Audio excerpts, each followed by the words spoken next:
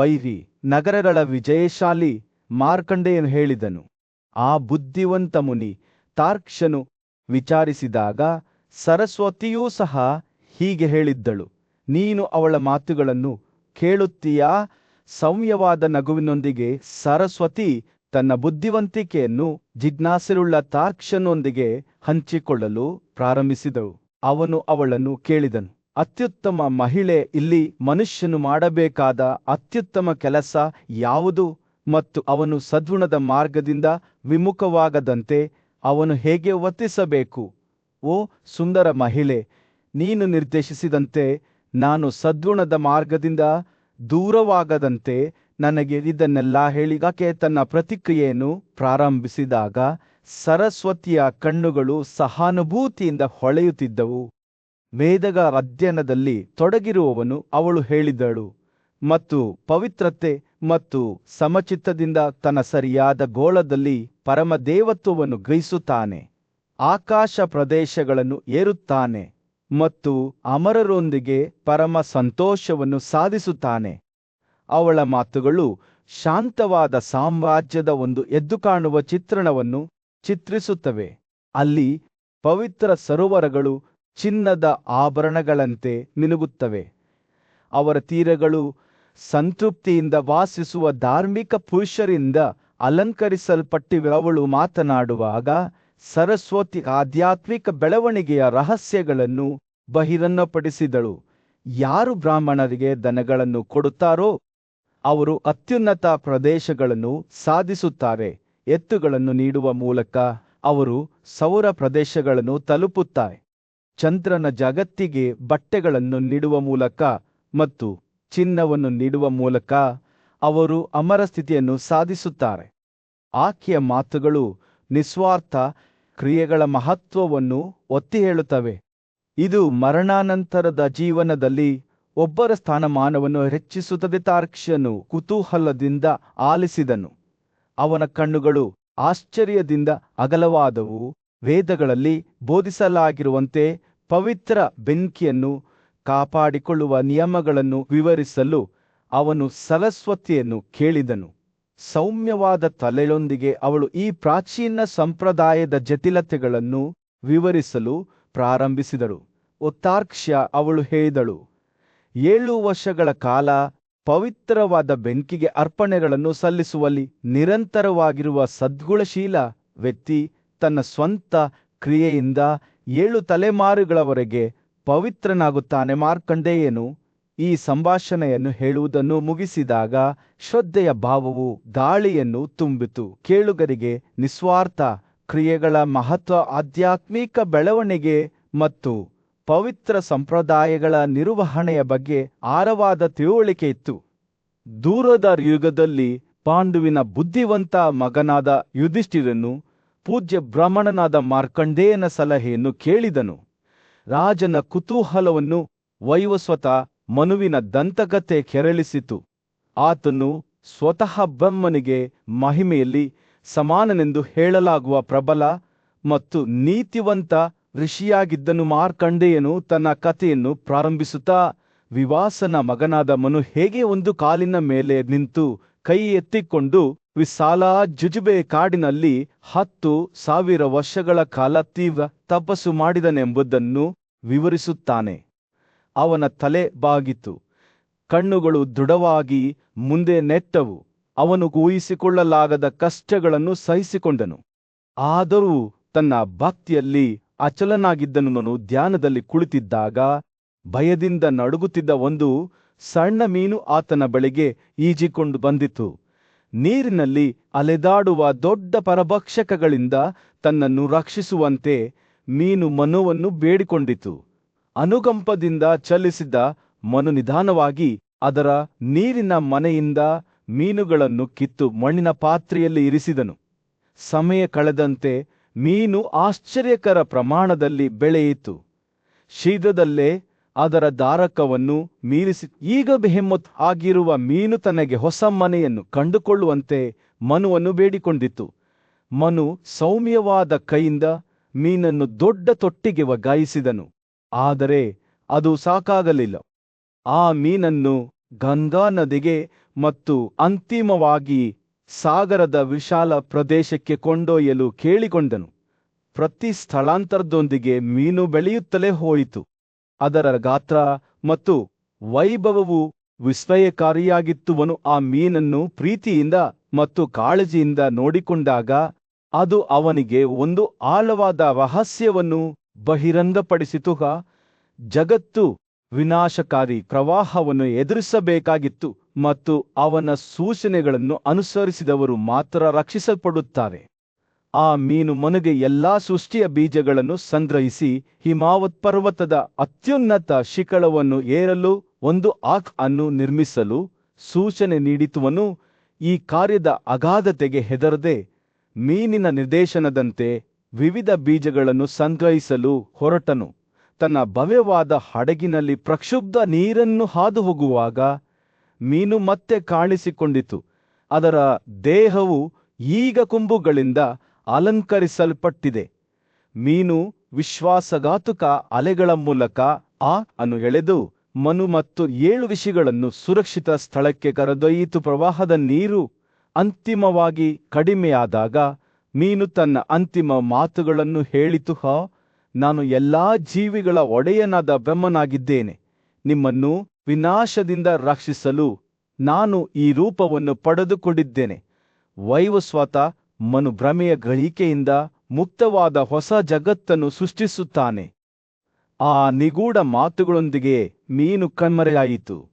ಮನು ತನ್ನ ಹಣೆಗರಹವನ್ನು ಪೂರೈಸಲು ಬಿಟ್ಟುಬಿಟ್ಟಿತ್ತು. ಮತ್ಸ್ಯದ ದಂತಕಥೆಯು ತೆರೆದುಕೊಳ್ಳುತ್ತಿದ್ದಂತೆ ಯುಧಿಷ್ಠಿರನು ಅತ್ಯದ್ಭುತವಾಗಿ ಆಲಿಸಿದನು. ಅವನ ಹೃದಯವು ಆಶ್ಚರ್ಯ ಮತ್ತು ವಿಸ್ಮಯದಿಂದ ತುಂಬಿತ್ತು. ಮಾರ್ಕಂಡೇಯನು ತನ್ನ ಕಥೆಯನ್ನು ಮುಕ್ತಾಯಗೊಳಿಸಿದನು. ಈ ಕಥೆಯು ಕೇಳುಗನ ಆತ್ಮವನ್ನು ಶುದ್ಧೀಕರಿಸುವ, ಅವರಿಗೆ ಸಂತೋಷ, ಸಮೃದ್ಧಿ ಮತ್ತು ಸ್ವರ್ಗದಲ್ಲಿ ಸ್ಥಾನ ನೀಡುವ ಶಕ್ತಿಯನ್ನು ಹೊಂದಿದೆ ಎಂದು ಒತ್ತಿ ಹೇಳಿದನು. ಸೂರ್ಯನು ಹಸ್ತಿನಾಪುರ ರಾಜ್ಯದ ಮೇಲೆ ಮುಳುಗಿ ಅಂಗಳದಲ್ಲಿ ನೆರೆದಿದ್ದ ಸಭೆಯ ಮೇಲೆ ಬೆಚ್ಚಗಿನ ಕಿತ್ತಳೆ ಬಣ್ಣದ ಹೊಳಪನ್ನು ಬೀರಿದರು. ರಾಜ ಯುಧಿಷ್ಠಿರನು ಅವನ ಕಣ್ಣುಗಳು ಆಳವಾದ ಆಶ್ಚರ್ಯ ಮತ್ತು ಕುತೂಹಲದಿಂದ ತುಂಬಿದವು. ಪೂಜ್ಯ ಋಷಿ ಮಾರ್ಕಂಡೇಯನ ಕಡೆಗೆ ತಿರುಗಿತು. ಓ ಮಹಾಮುನಿ, ಅವನ ಧ್ವನಿಯು ಕೇವಲ ಒಂದು ಪಿಸುಗುಟ್ಟುವಿಕೆಯ ಮೇಲೆ ನೀವು ಅಸಂಖ್ಯಾತ ಯುಗಗಳಿಂದ ಬದುಕಿದ್ದೀರಿ. ನಾಗರಿಕತೆಗಳ ಉದಯ ಮತ್ತು ಪತನಕ್ಕೆ, ನಕ್ಷತ್ರಗಳ ಜನನ ಮತ್ತು ಮರಣಕ್ಕೆ ಸಾಕ್ಷಿಯಾಗಿದ್ದೀರಿ. ನೀವು ಜ್ಞಾನದ ನಿಧಿಯಾಗಿದ್ದೀರಿ. ಶಾಶ್ವತ ಸತ್ಯಗಳ ಜೀವಂತ ಮೂರ್ತರೂಪವಾಗಿದ್ದೀರಿ. ನಾನು ನಿಮ್ಮನ್ನು ಬೇಡಿಕೊಳ್ಳುತ್ತೇನೆ, ನಿಮ್ಮ ಬುದ್ಧಿವಂತಿಕೆಯನ್ನು ನನ್ನೊಂದಿಗೆ ಹಂಚಿಕೊಳ್ಳಿ. ನಾನು ಬ್ರಹ್ಮಾಂಡದ ರಹಸ್ಯಗಳನ್ನು ಅರ್ಥಮಾಡಿಕೊಳ್ಳಬಹುದು. ಮಾರ್ಕಂಡೇಯನ ಕಣ್ಣುಗಳು ಸ್ಪಷ್ಟವಾದ ರಾತ್ರಿಯಲ್ಲಿ ನಕ್ಷತ್ರಗಳಂತೆ ಮಿಳುಗುತ್ತಿದ್ದವು. ಅವರು ಎಲ್ಲ ಅಸ್ತಿತ್ವಕ್ಕೂ ಜನ್ಮ ನೀಡಿದ ಆದಿಶಕ್ತಿಯಾದ ಸ್ವಯಂ ಅಸ್ತಿತ್ವಕ್ಕೆ ಗೌರವದಿಂದ ತಲೆ ಬಾಗಿಸಿದರು. ಈ ಜನಾರ್ದನ, ಅವರು ಪ್ರಾರಂಭಿಸಿದರು. ಭಯ ಮತ್ತು ಗೌರವದಿಂದ ತುಂಬಿದ ಅವರ ಧ್ವನಿಯು ಎಲ್ಲರ ಸೃಷ್ಟಿಕರ್ತ, ಎಲ್ಲ ವಸ್ತುಗಳ ಆತ್ಮ ಮತ್ತು ಚೌಕಟ್ಟು. ಅವರು ಸಮಯ ಮತ್ತು ಸ್ಥಳವನ್ನು ಮೀರಿದ್ದಾರೆ, ಗ್ರಹಿಕೆ ಮತ್ತು ವಿವರಣೆಯನ್ನು ಮೀರಿದ್ದಾರೆ. ಅವರ ಜ್ಞಾನವು ಅನಂತವಾಗಿದೆ, ಎಲ್ಲ ದೇವರುಗಳ ಸಂಯೋಜನೆಗಿಂತ ದೊಡ್ಡದಾಗಿದೆ. ಮಾರ್ಕಂಡೇಯನು ಮಾತನಾಡುತ್ತಿದ್ದಂತೆ ರಾಜನ ಕಣ್ಣುಗಳು ಆಶ್ಚರ್ಯದಿಂದ ವಿಶಾಲವಾದವು. ಅವನಿಗೆ ಹೇಳಲಾಗುತ್ತಿರುವ ವಿಷಯದ ಅಗಾಧತೆಯನ್ನು ಗ್ರಹಿಸಲು ಅವನ ಮನಸ್ಸು ಹೆಣಗಾಡುತ್ತಿತ್ತು. ಋಷಿ ಮುಂದುವರಿಸಿದವು. ಆರಂಭದಲ್ಲಿ 4 ಯುಗಗಳಿದ್ದವು: ಕೃತಯುಗ, ತ್ರೇತಾಯುಗ, ದ್ವಾಪರಯುಗ ಮತ್ತು ಕಲಿಯುಗ. ಪ್ರತಿಯೊಂದು ಯುಗಕ್ಕೂ ತನ್ನದೇ ಆದ ಅವಧಿ, ತನ್ನದೇ ಆದ ಗುಣಲಕ್ಷಣಗಳಿದ್ದವು. ಕೃತಯುಗದಲ್ಲಿ ಪುರುಷರು ಸಾವಿರಾರು ವರ್ಷಗಳ ಕಾಲ ಬದುಕಿದ್ದರು. ಅವರ ದೇಹಗಳು ಬಲವಾದವು ಮತ್ತು ಆರೋಗ್ಯಕರವಾಗಿದ್ದವು. ಅವರು ತಪಸ್ಸನ್ನು ಅಭ್ಯಾಸ ಮಾಡಿದರು, ವೇದಗಳನ್ನು ಅಧ್ಯಯನ ಮಾಡಿದರು ಮತ್ತು ಭಕ್ತಿಯಿಂದ ತ್ಯಾಗಗಳನ್ನು ಮಾಡಿದರು. ಆದರೆ ಯುಗಗಳು ಕಳೆದಂತೆ ವಿಷಯಗಳು ಬದಲಾದವು. ಪುರುಷರು ಅಲ್ಪಕಾಲಿಕರಾದರು, ಶಕ್ತಿ ಮತ್ತು ಪರಾಕ್ರಮದಲ್ಲಿ ದುರ್ಬಲರಾದರು. ರಾಜನು ಕುತೂಹಲದಿಂದ ಆಲಿಸಿದನು. ಅವನ ಮನಸ್ಸು ಪ್ರಶ್ನೆಗಳೊಂದಿಗೆ ಓಡುತ್ತಿತ್ತು. ಮಾರ್ಕಂಡೇಯನ ಮಾತುಗಳು ಅವನತಿ ಹೊಂದುತ್ತಿರುವ ಪ್ರಪಂಚದ ಒಂದು ಎದ್ದು ಕಾಣುವ ಚಿತ್ರಣವನ್ನು ಚಿತ್ರಿಸಿದವು. ಅಲ್ಲಿ ಮನುಷ್ಯರು ತಮ್ಮ ಉದ್ದೇಶದ ಪ್ರಜ್ಞೆಯನ್ನು ಕಳೆದುಕೊಂಡರು. ದೈವಿಕತೆಯೊಂದಿಗಿನ ಅವರ ಸಂಪರ್ಕವನ್ನು ಕಳೆದುಕೊಂಡರು. ಕಲಿಯುಗದಲ್ಲಿ ವಿಷಿ ಮುಂದುವರಿಸಿದರು.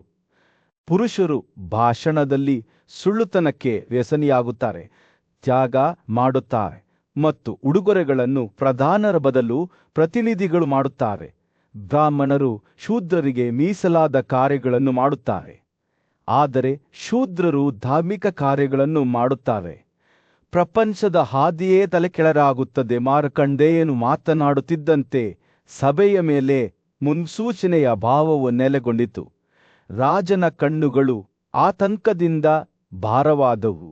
ಅವನ ಹೃದಯವು ಆಳವಾದ ದುಃಖದಿಂದ ತುಂಬಿತ್ತು. ಮಾರ್ಕಂಡೇಯರು ಹೇಳಿದ ಚಿಹ್ನೆಗಳು ನಿಜಕ್ಕೂ ಸಾರ್ವತ್ರಿಕ ವಿನಾಶದ ಒಂದು ಯುಗದ ಅಂತ್ಯ ಮತ್ತು ಹೊಸದರ ಆರಂಭದ ನಿದರ್ಶನಗಳಾಗಿವೆ ಎಂದು ಅವನಿಗೆ ತಿಳಿದಿತ್ತು. ಋಷಿಯ ಮಾತುಗಳು ಒಂದು ಸವಾಲಿನಂತೆ, ಕ್ರಮಕ್ಕೆ ಕರೆಯಂತೆ ಗಾಳಿಯಲ್ಲಿ ತೂಗಾಡುತ್ತಿದ್ದವು.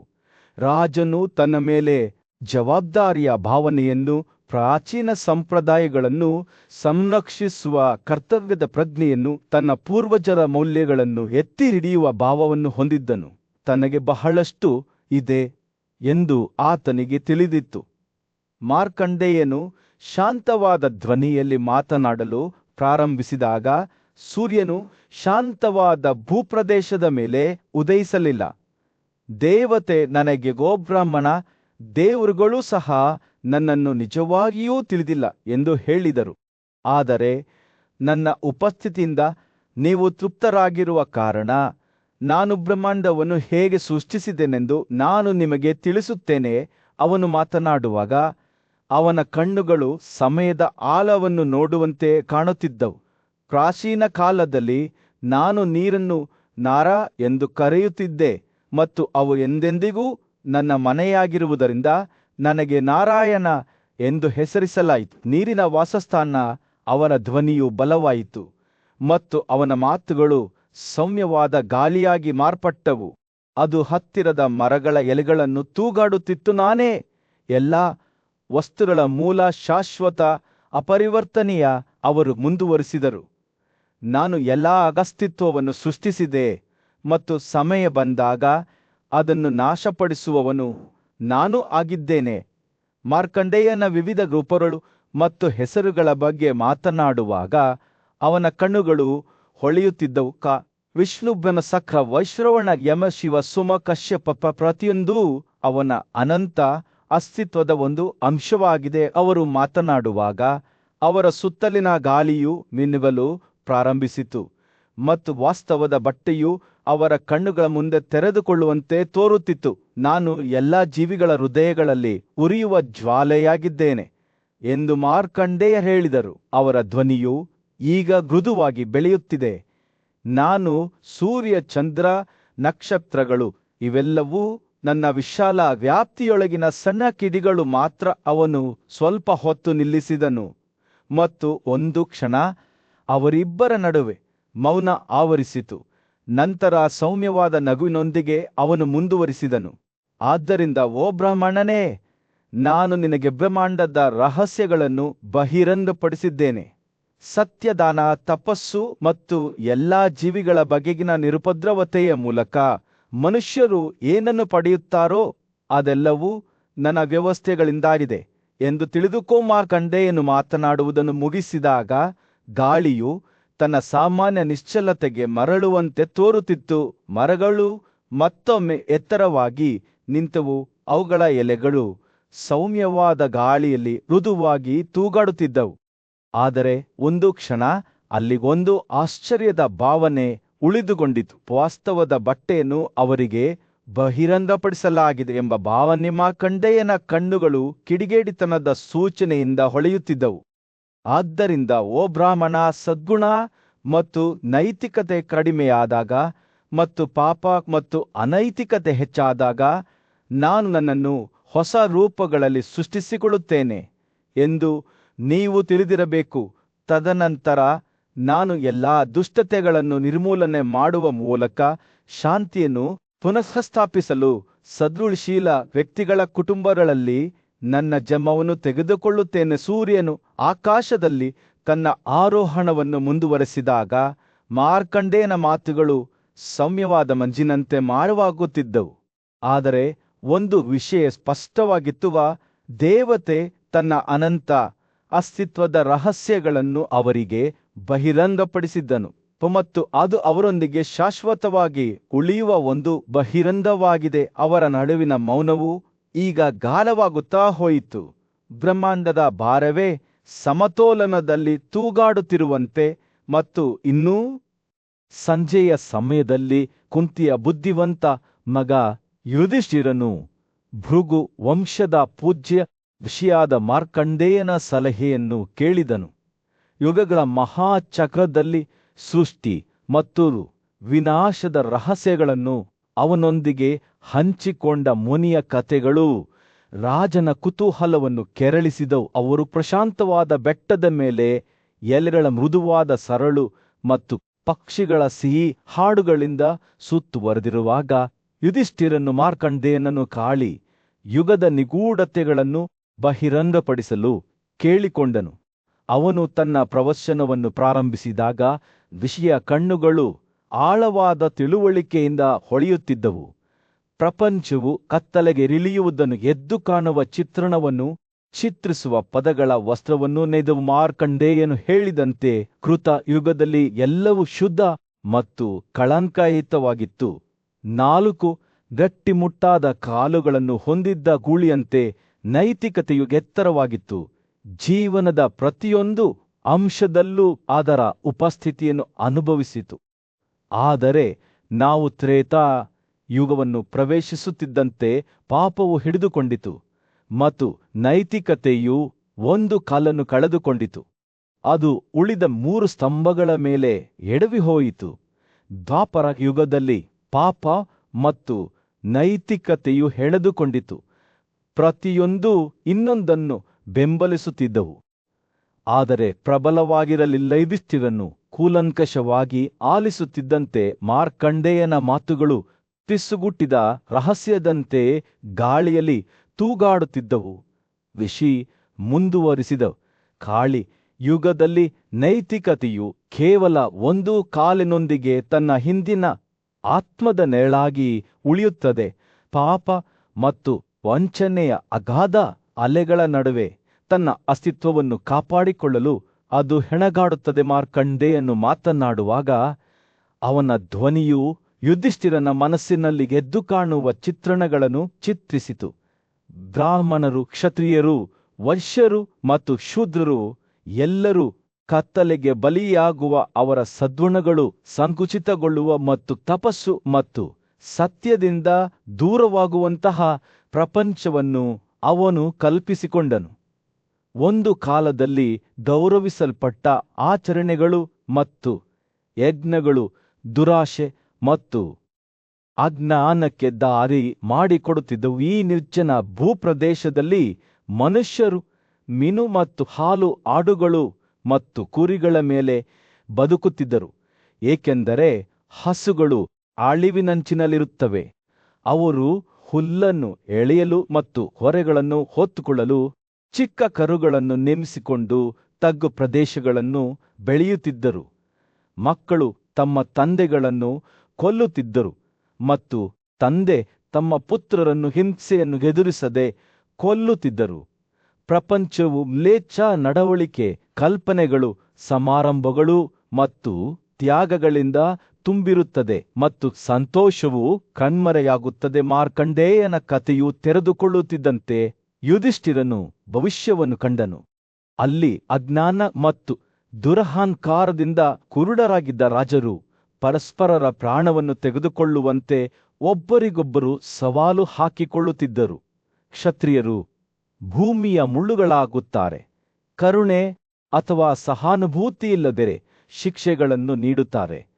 ಮಹಿಳೆಯರು ತಮ್ಮ ಸ್ವಂತ ಪ್ರಭುಗಳನ್ನು ಆಯ್ಕೆ ಮಾಡುತ್ತಾರೆ ಮತ್ತು ಬಲಗೈ ಎಡವನ್ನು ಮೋಸಗೊಳಿಸುತ್ತದೆ. ಋಷಿಗಳ ಮಾತುಗಳು ಮನುಷ್ಯರು ಒಬ್ಬರನ್ನೊಬ್ಬರು ನಂಬುವುದನ್ನು ನಿಲ್ಲಿಸಿ ದುರಾಶೆ ಮತ್ತು ಮೂರ್ಖತನವು ಮೇಲುಗೈ ಸಾಧಿಸುವ ಪ್ರಪಂಚದ ಚಿತ್ರಣವನ್ನು ಚಿತ್ರಿಸಿದವು. ಪಾಪವು ಹೆಚ್ಚಾಗುತ್ತದೆ, ಆದರೆ ಸದ್ಗುಣವು ಮಸುಕಾಗುತ್ತದೆ ಮತ್ತು ಕಣ್ಮರೆಯಾಗುತ್ತದೆ. ದೂರದ ಭೂತಕಾಲದಲ್ಲಿ ಮಾರ್ಕಂಡೇಯ ಎಂಬ ಮಹಾನ್ ಋಷಿಯು ಚಿಂತನೆಯಲ್ಲಿ ಕುಳಿತಿದ್ದನು. ಅವನ ಕಣ್ಣುಗಳು ಸಮಯದ ಆಳವನ್ನು ನೋಡುತ್ತಿದ್ದವು. ಅವನು ಮಾತನಾಡಲು ಪ್ರಾರಂಭಿಸಿದನು. ಅವನ ಧ್ವನಿಯು ಪರಿಚಿತ ಮತ್ತು ಅಪರಿಚಿತ ಎರಡೂ ಕ್ಷೇತ್ರಗಳನ್ನು ಕೇಳುವ ಎಲ್ಲರನ್ನೂ ಸಾಗಿಸುವ ಕಥೆಗಳ ವಸ್ತ್ರವನ್ನು ನೇಯ್ಗೆ ಮಾಡಿತು. ಕಕಿ ಅವರು ಹೇಳಿದರು, ಈ ಪ್ರಬಲ ಅವತಾರವು ಈ ಜಗತ್ತನ್ನು ದೀರ್ಘಕಾಲದಿಂದ ಪೀಡಿಸುತ್ತಿರುವ ಕತ್ತಲೆಗೆ ಅಂತ್ಯವನ್ನು ತರುತ್ತದೆ. ದೈವಿಕ ಶಕ್ತಿಯಿಂದ ಅವನು ಕಳ್ಳರು ಮತ್ತು ದರೋಡೆಕೋರರನ್ನು ಸೋಲಿಸುತ್ತಾನೆ.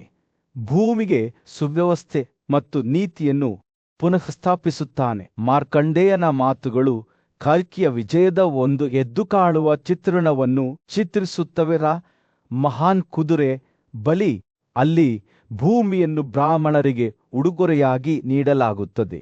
ಭ್ರಷ್ಟಾಚಾರ ಮತ್ತು ಪಾಪದಿಂದ ಮುಕ್ತವಾದ ಹೊಸ ಯುಗದ ಸ್ಥಾಪನೆ. ಕಕ್ಕಿ ಭೂಮಿಯಲ್ಲಿ ಸುತ್ತಾಡುತ್ತಿದ್ದಂತೆ ಅವರ ದಂತಕತೆ ಬೆಳೆಯಿತು. ವಿಶ್ವದ ಮೂಲೆ ಮೂಲೆಗಳಿಂದ ಜನರು ಆತನನ್ನು ನೋಡಲು ಬಂದರು. ಆತನ ಸದ್ಗುಣದ ಪ್ರಕಾಶವನ್ನು ಆನಂದಿಸಲು ಆ ಪೂಜ್ಯ ಜ್ಞಾನದ ರಕ್ಷಕರಾದ ಬ್ರಾಹ್ಮಣರು ಆತನ ಉದಾಹರಣೆಯಿಂದ ಸ್ಫೂರ್ತಿ ಪಡೆದರು ಮತ್ತು ಅವರೂ ಆತನ ನಡವಳಿಕೆಯನ್ನು ಅನುಕರಿಸಲು ಪ್ರಾರಂಭಿಸಿದರು. ಅವರು ದುಷ್ಟ ಅವಶೇಷಗಳನ್ನು ನಿರ್ಮೂಲನೆ ಮಾಡಿದರು. ಕಳ್ಳನು ಮತ್ತು ದರೋಡೆಕೋರರನ್ನು ಬೇರು ಸಹಿತ ಕಡಿಯುವಾಗ ಅವರ ಕೂಗು ಭೂಮಿಯಾದ್ಯಂತ ಪ್ರತಿಧ್ವನಿಸಿತು. ಪಾಪವನ್ನು ಸೋಲಿಸಿದ ಮತ್ತು ಸದ್ಗುಣದ ವಿಜಯದೊಂದಿಗೆ ಭೂಮಿಯ ಮೇಲೆ ಹೊಸ ಯುಗವು ಪ್ರಾರಂಭವಾಯಿತು. ಕೃತ ಯುಗವು ಪ್ರಾರಂಭವಾಯಿತು. ಸಾಟಿಯಿಲ್ಲದ ಸಮೃದ್ಧಿ ಮತ್ತು ಶಾಂತಿಯ ಯುಗ. ರೋಮಾಂಚಕ ಬಣ್ಣಗಳಿಂದ ಹೂಬಿಟ್ಟ ಉದ್ಯಾನಗಳು, ತ್ಯಾಗದ ಸಂಯುಕ್ತಗಳನ್ನು ಪುನರ್ನಿರ್ಮಿಸಲಾಯಿತು ಮತ್ತು ಶೈಕ್ಷಣಿಕ ಕೇಂದ್ರಗಳು ಪ್ರವರ್ಧಮಾನಕ್ಕೆ ಬಂದವು. ಈಗ ಅಜ್ಞಾನದ ಸಂಕೋಲೆಗಳಿಂದ ಮುಕ್ತರಾದ ಬ್ರಾಹ್ಮಣರು ಬುದ್ಧಿವಂತಿಕೆಯ ಆಧಾರ ಸ್ತಂಭಗಳಾಗಿ ಮಾರ್ಪಟ್ಟರು. ಮಾನವೀಯತೆಯನ್ನು ನೀತಿಯ ಹಾದಿಯಲ್ಲಿ ಮಾರ್ಗದರ್ಶನ ಮಾಡಿದರು. ಮಾರ್ಕಂಡೇಯನ ಕಥನವು ತೆರೆದುಕೊಳ್ಳುತ್ತಲೇ ಹೋಯಿತು. ಸತ್ಯ ಮತ್ತು ದಾನವು ಅತ್ಯುನ್ನತವಾದ ಪ್ರಪಂಚದ ಚಿತ್ರಣವನ್ನು ಚಿತ್ರಿಸಿತು. ಈ ಯುಗದ ಜನರು ಪರಸ್ಪರ ಸಾಮರಸ್ಯದಿಂದ ವಾಸಿಸುತ್ತಿದ್ದರು. ಅವರ ಹೃದಯಗಳು ಸಹಾನುಭೂತಿ ಮತ್ತು ದಯೆಯಿಂದ ತುಂಬಿದವು. ಭೂಮಿಯ ಆಡಳಿತಗಾರರು ನ್ಯಾಯಯುತವಾಗಿ ಆಡಳಿತ ನಡೆಸಿದರು. ಅವರ ಪ್ರಜೆಗಳು ಅವರ ಬುದ್ಧಿವಂತ ನಾಯಕತ್ವದಲ್ಲಿ ಏಳಿಗೆ ಹೊಂದಿದರು. ಮಾರ್ಕಂಡೇಯನು ತನ್ನ ಕಥೆಯನ್ನು ಮುಗಿಸಿದಾಗ ಕುರುಸರ ಬುದ್ಧಿವಂತ ರಾಜ ಯುಧಿಷ್ಠಿರನು ಅವನ ಕಡೆಗೆ ತಿರುಗಿ, ಓ ಮಹರ್ಷಿಯೇ, ನಾನು ನನ್ನ ಜನರನ್ನು ಹೇಗೆ ರಕ್ಷಿಸಬಲ್ಲೆ? ನಾನು ಯಾವ ನಡವಳಿಕೆಯನ್ನು ಅನುಸರಿಸಬೇಕು? ಮಾರ್ಕಂಡೇಯನ ಪ್ರತಿಕ್ರಿಯೆಯು ಬೇಸಿಗೆಯ ದಿನದಂದು ಸೌಮ್ಯವಾದ ಗಾಳಿಯಂತೆ ಹಿತವಾದ ಮತ್ತು ಧೈರ್ಯಶಾಲಿಯಾಗಿತ್ತು. ಕರುಣೆಯಿಂದಿರಿ, ಎಲ್ಲಾ ಜೀವಿಗಳ ಒಳಿತಿಗಾಗಿ ಸಮರ್ಪಿಸಿಕೊಳ್ಳಿ ಎಂದು ಹೇಳಿದನು. ಯಾರನ್ನೂ ಪ್ರೀತಿಸಬೇಡಿ, ಯಾರನ್ನೂ ಅಪಹಾಸ್ಯ ಮಾಡಬೇಡಿ, ಪ್ರಾಮಾಣಿಕವಾಗಿ ಮಾತನಾಡಿ ವಿನಮ್ರರಾಗಿರಿ ಮತ್ತು ಯಾವಾಗಲೂ ನಿಮ್ಮ ಜನರ ರಕ್ಷಣೆಗಾಗಿ ಶ್ರಮಿಸಿ. ಯುಧಿಷ್ಠಿರನು ಶ್ರದ್ಧೆಯಿಂದ ಆಲಿಸಿದನು. ಅವನ ಹೃದಯವು ಆಶ್ಚರ್ಯ ಮತ್ತು ವಿಸ್ಮಯದಿಂದ ತುಂಬಿತ್ತು. ಮಾರ್ಕಂಡೇಯನ ಮಾತುಗಳು ಕೇವಲ ಸಲಹೆಯಲ್ಲ, ಆದರೆ ಕಾರ್ಯಕ್ಕೆ ಕರೆ. ರಾಜನಾಗಿ ತನ್ನ ಮುಂದೆ ಇರುವ ಕರ್ತವ್ಯಗಳ ಜ್ಞಾಪನೆ ಎಂದು ಅವನಿಗೆ ತಿಳಿದಿತ್ತು.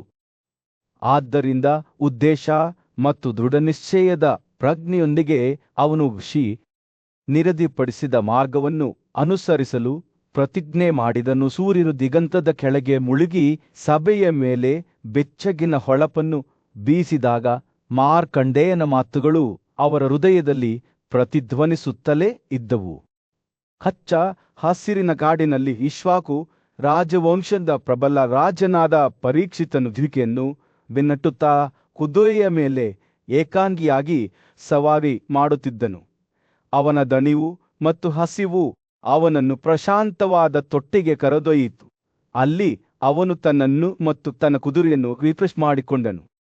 ಅವನು ತೊಟ್ಟಿಯ ಪಕ್ಕದಲ್ಲಿ ಕುಳಿತಾಗ ಹತ್ತಿರದ ಮೊದಲ ಸಂಗ್ರಹವಾದ ಹೂಗಳ ಸಿಹಿ ರಾಗಗಳಿಂದ ಮಂತ್ರಮುಗ್ಧನಾದನು. ರಾಜನು ಅವಳ ಬಳಿಗೆ ಹೋದನು ಮತ್ತು ಬಹಳ ಆಕರ್ಷಣೆಯಿಂದ ಅವಳ ಗುರುತು ಮತ್ತು ಮೂಲದ ಬಗ್ಗೆ ಕೇಳಿದನು. ಹುಡುಗಿ ಅವಳು ಕೇವಲ ಕನ್ಯೆ ಎಂದು ಉತ್ತರಿಸಿದಳು, ಆದರೆ ಒಂದು ಷರತ್ತಿನ ಮೇಲೆ ರಾಜನ ಹೆಂಡತಿಯಾಗಲು ಒಪ್ಪಿಕೊಂಡಳು. ಅವನು ಎಂದಿಗೂ ಅವಳ ನೀಯನ್ನು ತೋರಿಸುವುದಿಲ್ಲ. ಪರೀಕ್ಷಿತ್ ಈ ಪ್ರತಿಜ್ಞೆಯನ್ನು ಸ್ವೀಕರಿಸಿದನು ಮತ್ತು ಒಟ್ಟಿಗೆ ಸಂತೋಷದ ಕ್ಷಣಗಳನ್ನು ಕಳೆಯುತ್ತಾ ಅವಳನ್ನು ಮದುವೆಯಾದನು. ಆದಾಗ್ಯೂ ಸಮಯ ಕಳೆದಂತೆ ಅವನ ಪಡೆಗಳು ಸ್ಥಳಕ್ಕೆ ಆಗಮಿಸಿದವು ಮತ್ತು ರಾಜನು ತನ್ನ ಹೊಸ ವಧುವಿನೊಂದಿಗೆ ತನ್ನ ರಾಜಧಾನಿಗೆ ಮರಳಿದನು. ಆದರೂ ಅವನು ನಿಗೂಢನಾಗಿ ಉಳಿದನು. ಅವಳೊಂದಿಗೆ ಖಾಸಗಿ ಕೋಣೆಗಳಲ್ಲಿ ತನ್ನನ್ನು ತಾನು ಮುಚ್ಚಿಟ್ಟುಕೊಂಡನು. ಅವರ ಏಕಾಂತತೆಯಿಂದ ಕುತೂಹಲಗೊಂಡ ಮುಖ್ಯಮಂತ್ರಿಯು ಹತ್ತಿರದಲ್ಲಿ ಕೃತಕ ಅರಣ್ಯವನ್ನು ಸೃಷ್ಟಿಸಿದನು. ಅದು ಸಿಹಿ ನೀರಿನಿಂದ ತುಂಬಿದ್ದ ಏಕಾಂತ ಕೊಳದಿಂದ ತುಂಬಿದ ಈ ಅರಣ್ಯವನ್ನು ಪ್ರವೇಶಿಸಲು ರಾಜನನ್ನು ಆಹ್ವಾನಿಸಲಾಯಿತು. ಅಲ್ಲಿ ಅವನು ಮತ್ತು ಅವನ ಪ್ರೀತಿಯ ಹೆಂಡತಿ ಒಟ್ಟಿಗೆ ಮೋದಿನ ಕ್ಷಣಗಳನ್ನು ಕಳೆದರು. ಅವರು ಮಾಧವಿ ಬಳ್ಳಿಗಳ ತೊಟ್ಟಿಯ ಕೆಳಗೆ ಕುಳಿತಿದ್ದಾಗ ರಾಜನು ಆಕೆಗೆ ಕೊಳದ ನೀರಿಗೆ ಧುಮುಕುವಂತೆ ಸಲಹೆ ನೀಡಿದನು. ಆದರೆ ಆತನಿಗೆ ನಿರಾಶೆಯಾಯಿತು. ಆಕೆ ಮೇಲ್ಮೈ ಕೆಳಗೆ ಕಣ್ಮರೆಯಾದಳು. ಅವನನ್ನು ಹುಚ್ಚನಾಗಿ ಬಿಟ್ಟು ಅವಳನ್ನು ಹುಡುಕುತ್ತಿದ್ದಳು. ಹತಾಶೆಯಿಂದ ಪರೀಕ್ಷಿತನು ಕೊಳದ ನೀರನ್ನು ಹರಿಸುವಂತೆ ಆದೇಶಿಸಿದನು. ಆದರೆ ಅದರ ಬಾಯಿಯಲ್ಲಿ ಒಂದು ಕಪ್ಪೆ ಕುಳಿತಿರುವುದನ್ನು ಕಂಡುಕೊಂಡನು. ಅವನ ಕೋಪವು ಭುಗಿಲೆದ್ದಿತು ಮತ್ತು ಅವನು ತನ್ನ ರಾಜ್ಯದಲ್ಲೆಲ್ಲ ಕಪ್ಪೆಗಳನ್ನು ಕಪ್ಪೆಯಾಗಿ ಕೊಲ್ಲಲು ನಿರ್ಧರಿಸಿದನು. ಅವನನ್ನು ಭೇಟಿ ಮಾಡಲು ಬಯಸುವ ಯಾರಾದರೂ ಸತ್ತ ಕಪ್ಪೆಗಳನ್ನು ಅರ್ಪಣೆಯಾಗಿ ತರಬೇಕು. ಭಯಭೀತರಾದ ಕಪ್ಪೆಗಳು ತಮ್ಮ ದುರವಸ್ಥೆಯನ್ನು ತಮ್ಮ ರಾಜನಾದ ಆಯ್ರಿ ತೋರಿಸಿದವು. ಅವನು ತಪಸ್ವಿಯ ವೇಷವನ್ನು ಧರಿಸಿ ಪರೀಕ್ಷಿತ್ ಬಳಿ ಹೋದನು. ತನ್ನ ಕೋಪವು ಅಜ್ಞಾನದಿಂದ ಬಳಲುತ್ತಿರುವವರಿಗೆ ಸಮೃದ್ಧಿ ಮತ್ತು ಆಧ್ಯಾತ್ಮಿಕ ಅರ್ಹತೆಯನ್ನು ಕಡಿಮೆ ಮಾಡುತ್ತದೆ ಎಂದು ಎಚ್ಚರಿಸುತ್ತಾ ಮುಗ್ಧ ಕಪ್ಪೆಗಳನ್ನು ಬಿಡುವಂತೆ ಅವನು ರಾಜನನ್ನು ಬೇಡಿಕೊಂಡನು. ಆದಾಗ್ಯೂ ತನ್ನ ಪ್ರೀತಿಯ ಹೆಂಡತಿಯನ್ನು ಕಳೆದುಕೊಂಡ ಬಗ್ಗೆ ಪರೀಕ್ಷಿತ್ಗೆ ಉಂಟಾದ ದುಃಖವು ಅವನ ದೀಪನ್ನು ಮಬ್ಬುಗೊಳಿಸಿತು ಮತ್ತು ಕಪ್ಪೆಗಳನ್ನು ಕೊಲ್ಲುವುದಾಗಿ ಅವನು ಪ್ರತಿಜ್ಞೆ ಮಾಡಿದರೂ ಆರ್ಯು ತನ್ನನ್ನು ಕಪ್ಪೆಗಳ ರಾಜನೆಂದು ಬಹಿರಂಗಪಡಿಸಿದನು ಮತ್ತು ತನ್ನ ಸುಳ್ಳು ಸ್ವಭಾವದಿಂದ ರಾಜನನ್ನು ಮೋಸಗೊಳಿಸಿದ ಇತಿಹಾಸವನ್ನು ಹೊಂದಿದ್ದ ಕನಿಯಾದ ಸುಶೋಭನ ನಿಜವಾಗಿಯೂ ತನ್ನ ಮಗಳು ಎಂದು ವಿವರಿಸಿದನು. ರಾಜನಾದ ಪರೀಕ್ಷಿತನು ತನ್ನ ಮಗಳನ್ನು ತನಗೆ ಹಸ್ತಾಂತರಿಸಬೇಕೆಂದು ಒತ್ತಾಯಿಸಿದನು. ಅದನ್ನು ಕಪ್ಪೆ ರಾಜನು ಮನಸ್ಸಿಲ್ಲದೆ ಮಾಡಿದನು. ದಿನಗಳು ಕಳೆದಂತೆ ಪರೀಕ್ಷಿತನು ಸುಶೋಭನನ ಒಡನಾಗಿ ಸದ್ಗುಣಗಳಿಂದ ಆಕರ್ಷಿತನಾದನು ಮತ್ತು ತಾನು 3 ಲೋಕಗಳನ್ನು ವಶಪಡಿಸಿಕೊಂಡಂತೆ ಭಾವಿಸಿದನು. ಅವನು ಗೌರವದಿಂದ ಆರ್ಯನಿಗೆ ತಲೆಬಾಗಿದನು ಮತ್ತು ತನ್ನ ಕೃತಜ್ಞತೆಯನ್ನು ವ್ಯಕ್ತಪಡಿಸಿದನು. ಕಪ್ಪೆಯ ರಾಜನು ತನ್ನ ಮಗಳ ಅನುಮತಿಯನ್ನು ಪಡೆದು ರಾಜಮನೆತನದ ಭವಿಷ್ಯವನ್ನು ರೂಪಿಸುವ ಪರಂಪರೆಯನ್ನು ಬಿಟ್ಟು ತನ್ನ ರಾಜ್ಯಕ್ಕೆ ಮರಳಿದನು. ವರ್ಷಗಳ ನಂತರ ಪರೀಕ್ಷಿತ್ಗೆ ಸುಶೋಭನಳೊಂದಿಗೆ 3 ಪುತ್ರರು ಜನಿಸಿದವು. ಸಾಲ, ಡಾಲ ಮತ್ತು ವಾಲ. ಅವನು ದೊಡ್ಡವನಾದಂತೆ ಮತ್ತು ತಪಸ್ಸಿಗೆ ಹೆಚ್ಚು ಸಮರ್ಪಿತರಾದಂತೆ ಅವನು ತನ್ನ ಹಿರಿಯ ಮಗನನ್ನು ಪ್ರತಿಷ್ಠಾಪಿಸಿದನು. ಶಾಂತವಾದ ವಾತಾವರಣದಲ್ಲಿ ಎಲೆಗಳ ಮೃದುವಾದ ಗದ್ದಲ ಮತ್ತು ಪಕ್ಷಿಗಳ ರಿತವಾದ ಹಾಡುಗಳಿಂದ ಸುತ್ತುವರಿದ ಋಷಿಗಳು, ಬ್ರಾಹ್ಮಣರು ಮತ್ತು ನೀತಿವಂತ ರಾಜ ಯುಧಿಷ್ಠಿರರು ಮಾರ್ಕಂಡೇಯನ ಸುತ್ತಲೂ ಒಟ್ಟುಗೂಡಿದರು. ಅವರು 100 ವರ್ಷಗಳ ಕಾಲ ಬದುಕಿದ್ದ ರಾಜ ಋಷಿಯಾದ ವಾಕನ ಅಸಾಧಾರಣ ಜೀವನದ ಬಗ್ಗೆ ವಿಚಾರಿಸಿದರು. ಮಾರ್ಕಂಡೇಯನು ಗೊತ್ತಿದ್ದ ಹಾಗೆ ಮುಗುಳ್ಳಕ್ಕನು. ಅವನ ಕಣ್ಣುಗಳು ಪ್ರಾಚೀನ ಬುದ್ಧಿವಂತಿಕೆಯಿಂದ ಮಿನುಗುತ್ತಿದ್ದವು. ವಾಕ ನಿಜವಾಗಿಯೂ ಒಬ್ಬ ಮಹಾನ್ ತಪಸ್ವಿ. ಅವನು ಪ್ರಾರಂಭಿಸಿದನು, ಆದರೆ ನಾನು ನಿಮಗೆ ವಾಕ ಮತ್ತು ವಾಲೆಯನ್ನು ಕೊಂದ ಇಂದ್ರನ ನಡುವಿನ ಮುಖಾಮುಖಿಯ ಬಗ್ಗೆ ಹೇಳುತ್ತೇನೆ. ಅದು ಅಮರ ಜೀವನದ ಸಂತೋಷ ಮತ್ತು ದುಃಖಗಳನ್ನು ಬಹಿರಂಗಪಡಿಸುತ್ತದೆ. ಮಾರ್ಕಂಡೇಯನು ಮಾತನಾಡುತ್ತಿದ್ದಂತೆ ಆ ದೃಶ್ಯವು ಸಮುದ್ರದ ದಳದಲ್ಲಿರುವ ಸೊಂಪಾದ ಆಶ್ರಯಕ್ಕೆ ಸ್ಥಳಾಂತರಗೊಂಡಿತು. ಅಲ್ಲಿ ವಾಕ ಪ್ರಕೃತಿಯೊಂದಿಗೆ ಸಾಮರಸ್ಯದಿಂದ ವಾಸಿಸುತ್ತಿದ್ದನು. ಈ ಪುಣ್ಯ ಸ್ಥಳದಲ್ಲಿ ಸೂರ್ಯನು ಪ್ರಕಾಶಮಾನವಾಗಿ ಹೊಳೆಯುತ್ತಿದ್ದನು. ಹಸಿರು ಭೂದೃಶ್ಯದ ಮೇಲೆ ಬೆಚ್ಚರಿನ ಹೊಳಪನ್ನು ಬೀರಿದನು.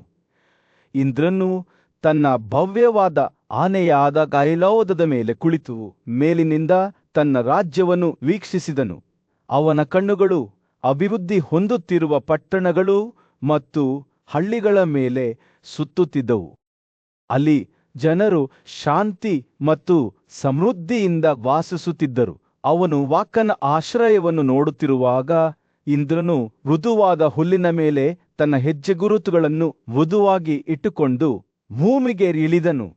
ಋಷಿ ದೈವಿಕ ರಾಜನ ಉಪಸ್ಥಿತಿಯನ್ನು ಅರಿತುಕೊಂಡು ಗೌರವದಿಂದ ಎದ್ದು ನಿಂತನು. ಅವನು ಇಂದ್ರನನ್ನು ವಿನಮ್ರ ಅರ್ಪಣೆಗಳೊಂದಿಗೆ ಸ್ವಾಗತಿಸಿದನು. ಕಾಲು ತೊಳೆಯಲು, ನೀರು ಕುಳಿತುಕೊಳ್ಳಲು ಕಾರ್ಪೆಟ್ ಮತ್ತು ಸಾಂಪ್ರದಾಯಿಕ ಅರ್ಘ್ಯ ಹಣ್ಣು ಮತ್ತು ಬೇರುಗಳು. ಇಂದ್ರನು ವಾಕನ ಭಕ್ತಿಯಿಂದ ಸಂತೋಷಗೊಂಡು ಅವನನ್ನು ಅಮರ ಜೀವನದ ದುಃಖಗಳ ಬಗ್ಗೆ ಕೇಳಿದನು. ಹೇ ಪಾಪರಹಿತ ಮುನಿ, ನನಗೆ ಹೇಳು ಎಂದನು. ಶಾಶ್ವತವಾಗಿ ಬದುಕುವವರು ಯಾವ ಕಷ್ಟಗಳನ್ನು ಸಹಿಸಿಕೊಳ್ಳಬೇಕು? ಭಿನ್ನಾಭಿಪ್ರಾಯದ ವ್ಯಕ್ತಿಗಳೊಂದಿಗಿನ ಜೀವನ, ಪ್ರೀತಿ ಪಾತ್ರರಿಂದ ಬೇರ್ಪಡುವಿಕೆ ಮತ್ತು ದುಷ್ಟರೊಂದಿಗೆ ಒಡನಾಟ, ಇವು ನಾವು ಎದುರಿಸುವ ಕೆಲವು ಕಷ್ಟಗಳು ಮಾತ್ರ. ಪುತ್ರರು ಮತ್ತು ಪತಿಯರು, ಸಂಬಂಧಿಕರು ಮತ್ತು ಸ್ನೇಹಿತರ ಸಾವು ಮತ್ತು ಇತರರ ಮೇಲೆ ಅವಲಂಬನೆ ನಮಗೆ ದೊಡ್ಡ ನೋವನ್ನು ತರುತ್ತದೆ ಎಂದು ಉತ್ತರಿಸಿದಾಗ ವಾಕನ ಅಭಿವ್ಯಕ್ತಿ ದುಃಖಕರವಾಯಿತು. ಆಗ ಮಾತನಾಡುತ್ತಿದ್ದಂತೆ ಅವನ ಮಾತುಗಳು ಸಂಪತ್ತಿನ ಕೊರತೆಯಿಂದ ಬಳಲುತ್ತಿರುವ, ಅದನ್ನು ಹೊಂದಿದ್ದವರಿಂದ ಅವಮಾನಕ್ಕೊಳಗಾದ ಜನರ ಚಿತ್ರಗಳನ್ನು ರೂಪಿಸುತ್ತವೆ. ಕುಟುಂಬಗಳು ಘನತೆಗೆ ಏರುತ್ತವೆ ಅಥವಾ ಅದರಿಂದ ಬೀಳುತ್ತವೆ. ಒಕ್ಕೂಟಗಳು ಮತ್ತು ವಿಘಟನೆಗಳು, ಅಂತ್ಯವಿಲ್ಲದ ಜೀವನದಲ್ಲಿ ಉದ್ಭವಿಸಿದ ಎಲ್ಲಾ ವಿರೋಧಾಭಾಸಗಳು, ದೇವರುಗಳು, ಅಸುರರು, ಗಾಂಧರ್ವರು, ಪುರುಷರು, ಹಾವುಗಳು ಮತ್ತು ರಾಕ್ಷಸರು ಅನುಭವಿಸಿದ ವಿಪತ್ತುಗಳು ಮತ್ತು ಹಿನ್ನಡೆಗಳು ಅಸಂಖ್ಯಾತವಾಗಿವೆ ಎಂದು ವಾಕ ಹೇಳಿದರು. ವಿದ್ವಾಂಸರು ಮತ್ತು ಬುದ್ಧಿವಂತರು ಹೆಚ್ಚಾಗಿ ಬಳಲುತ್ತಾರೆ, ಆದರೆ ಮೂರ್ಖರು ಮತ್ತು ಅಜ್ಞಾನದವರು ಸಂತೋಷಪಡುತ್ತಾರೆ. ಇಂದ್ರನ ಕುತೂಹಲ ಕೆರಳಿಸಿತು. ಆತನು ಅಮರ ಜೀವನದ ಸಂತೋಷವನ್ನು ಬಹಿರಂಗಪಡಿಸುವಂತೆ ವಾಕನನ್ನು ಕೇಳಿದನು. ಋಷಿ ಮತ್ತೊಮ್ಮೆ ಮುಗುಳ್ನಕ್ಕನು. ಅವನ ಕಣ್ಣುಗಳು ತಿಳುವಳಿಕೆಯಿಂದ ಹೊಳೆಯುತ್ತಿದ್ದವು. ಇಂದ್ರನೇ ಒಬ್ಬನು ತನ್ನ ಸ್ವಂತ ಮನೆಯಲ್ಲಿ ಮುಂಜಾನೆ ಅಥವಾ ಸಂಜೆಯ ಸಮಯದಲ್ಲಿ ಸರಳವಾದ ತರಕಾರಿಗಳನ್ನು ಬೇಯಿಸಿದರೆ ಅದಕ್ಕಿಂತ ದೊಡ್ಡ ಸಂತೋಷ ಮತ್ತೊಂದಿಲ್ಲ ಎಂದು ಹೇಳಿದನು. ಇತರರ ಮೇಲೆ ಅವಲಂಬಿತರಾಗದೆ ತನ್ನ ಸ್ವಂತ ಪ್ರಯತ್ನದಿಂದ ಗಳಿಸಿದ ಆಹಾರವನ್ನು ತಿನ್ನುವುದು, ಇದು ಉದಾತ್ತ ಆತ್ಮದ ಗುರುತು. ಮತ್ತು ಬ್ರಾಹ್ಮಣನು ಅತಿಥಿಗಳನ್ನು ಬಡಿಸಿದ ನಂತರ ಮತ್ತು ತನಗೆ ಆಹಾರವನ್ನು ಅರ್ಪಿಸಿದ ನಂತರ ತಿನ್ನುತ್ತಾನೆ. ಪಾಂಡವರ ಪುತ್ರರ ಸಮ್ಮುಖದಲ್ಲಿ ಋಷಿ ಮಾರ್ಕಂಡೇಯನು ರಾಜಮನೆತನದ ಕ್ಷತ್ರಿಯರ ಶ್ರೇಷ್ಠತೆಯ ಬಗ್ಗೆ ಮಾತನಾಡಲು ಪ್ರಾರಂಭಿಸಿದನು. ಆ ಬುದ್ಧಿವಂತ ಋಷಿಯ ಮಾತುಗಳು ಬೇಸಿಗೆಯ ದಿನದಂದು ಸೌಮ್ಯವಾದ ಗಾಳಿಯಂತೆ ಇದ್ದವು. ಪ್ರಾಚೀನ ಬುದ್ಧಿವಂತಿಕೆಯ ಪಿಸುಗುಟ್ಟನ್ನು ತಮ್ಮೊಂದಿಗೆ ಹೊತ್ತುಕೊಂಡಿದ್ದವು. ಮಾರ್ಕಂಡೇಯನ ಕಥೆಯು ಹಿಂದಿನ ಕಾಲದಲ್ಲಿ ರಾಜರು ಗೌರವ ಮತ್ತು ಘನತೆಯಿಂದ ಭೂಮಿಯಲ್ಲಿ ಸುತ್ತಾಡಿದಾಗ ನಡೆಯುತ್ತದೆ. ಆತನು ಕುರು ರಾಜವಂಶದ ಪ್ರಬಲ ರಾಜನಾದ ಮಹಾನ್ ಋಷಿಗಳಿಗೆ ಗೌರವ ಸಲ್ಲಿಸಿದ್ದ ರಾಜ ಸುಹೋತ್ರನ ಬಗ್ಗೆ ಮಾತನಾಡುತ್ತಾನೆ. ಆತನು ತನ್ನ ರಾಜ್ಯಕ್ಕೆ ಹಿಂತಿರುಗುವಾಗ ತನ್ನ ರಥದ ಮೇಲೆ ಭವ್ಯವಾಗಿ ಕುಳಿತಿದ್ದ ಉಸಿನಾರನ ಮಗನಾದ ಸಿವಿಯನ್ನು ಕಂಡವಿಬ್ಬರೂ ರಾಜರು. ಇಬ್ಬರೂ ತಮ್ಮ ಸ್ವಂತ ಸದ್ಗುಣಗಳಲ್ಲಿ ಹೆಮ್ಮೆ ಮತ್ತು ಆತ್ಮವಿಶ್ವಾಸದಿಂದ ಒಬ್ಬರಿಗೊಬ್ಬರು ಎದುರಾಗಿ ನಿಂತರು. ಶರಣಾಗಲು ಇಷ್ಟವಿರಲಿಲ್ಲ.